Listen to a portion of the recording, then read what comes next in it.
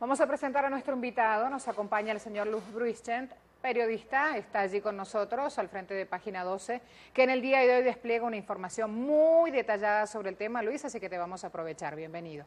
¿Cómo está, señor Bruischent? Un gusto tenerlo aquí en Telesur. Bueno, es imposible empezar por hablar sobre este cambio de percepción ciudadana. Vimos ahí los festejos. ¿Qué significa este cuerpo normativo para los argentinos?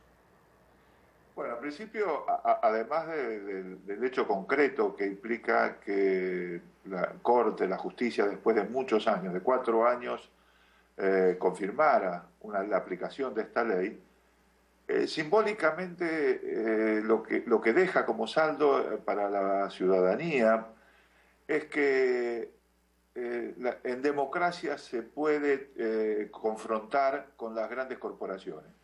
Es siempre la gran incógnita, ¿no?, en los procesos democráticos, cuánto es el peso de las grandes corporaciones frente a la sociedad, al resto de la sociedad. Y en este sentido es la posibilidad de que haya procesos democráticos de transformación está en esa encrucijada, en que la sociedad democráticamente pueda establecer a través de sus formas institucionales mecanismos que pongan límite al poder de las grandes corporaciones del capital concentrado. En este caso se trataba de un tema doblemente sensible, porque por un lado el poder económico, el Grupo Clarín es una de las 10 más importantes del país, y además de poder mediático, es la empresa sin duda más importante en este sentido, que ha llevado en los últimos 30 o 40 años, ha tenido un proceso de concentración que va desde el monopolio de la producción de papel hasta más del 40% del capital del mercado del cable. O sea, en este sentido, realmente fue de mucha valentía cívica haber impulsado una ley que reglamentara la actividad de esta empresa, ¿no? Luis, estuvo buenísimo ese furcio hablando de capital cuando te referías a un medio de comunicación manejado, claro, por el Grupo Clarín. Quiero rápidamente hacer un paneo por la oposición para aprovecharte y preguntarte sobre esto. Carrió y Solanas, hoy con banca de senadores, le piden juicio político al titular de la Corte Suprema por haber tomado esta decisión. Dicen, Wiener y Cobo, otros 2 líderes opositores, respaldan la medida, cuestionan la aplicación de la ley, pero, por ejemplo, Mauricio Macri pidió la renuncia del titular de AFCA, máxima autoridad de medios de comunicaciones. Y hay otro candidato que supuestamente era la estrella de las elecciones pasadas, las legislativas del domingo, habló de Massa, directamente ni se refirió al tema. Entonces, ¿en qué plano se ubica la oposición con su postura sobre este tema? Sí, yo creo que hay 2 niveles. Uno es el de la sociedad en general.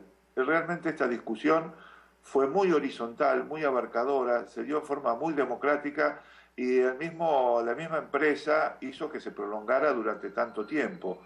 Y en este sentido me da la impresión de que están muy despegadas las declaraciones de los dirigentes políticos, de la oposición, de la generalidad de la sociedad, que ya lo da como un hecho, sobre todo después de un fallo tan contundente por parte de la Corte.